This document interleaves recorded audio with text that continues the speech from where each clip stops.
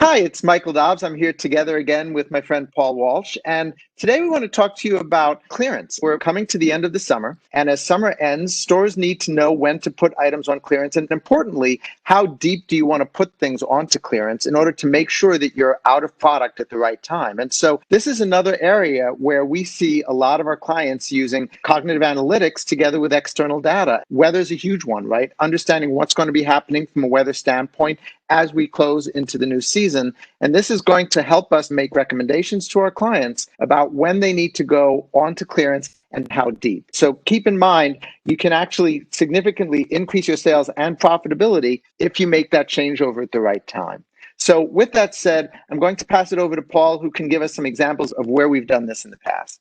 Thanks, Michael. Where we are right now, early fall, we're in a period of time where the weather is going to be fluctuating pretty dramatically, going from unseasonably warm conditions to relatively cool, in fact, can be even cold conditions. So what that does is it translates directly into how much somebody's willing to spend for seasonal products.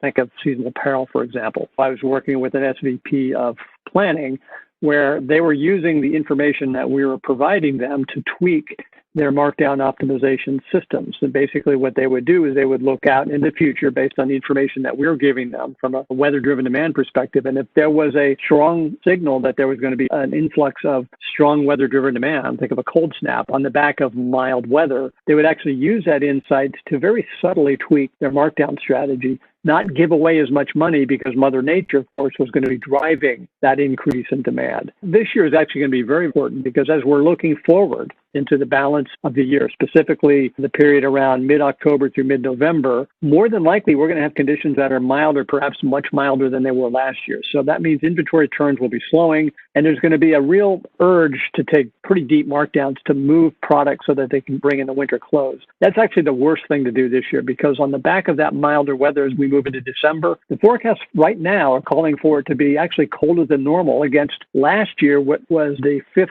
warmest December on record. So therefore, this is a year when milder temperatures in mid-October through November are slowing down your prices. And instead of taking 50 off, you might want to start thinking about just taking 40 off because almost guaranteed Mother Nature is going to be driving sell-through as we move into December, and you don't want to give away that margin if you don't have to.